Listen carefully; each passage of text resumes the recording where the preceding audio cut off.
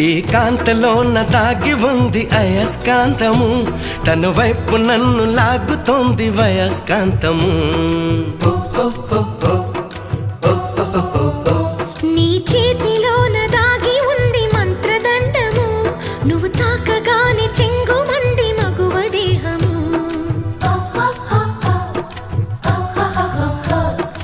ఇద్దరిది ఒకే స్థితి, ఏమిటి ఈ పరిస్థితి?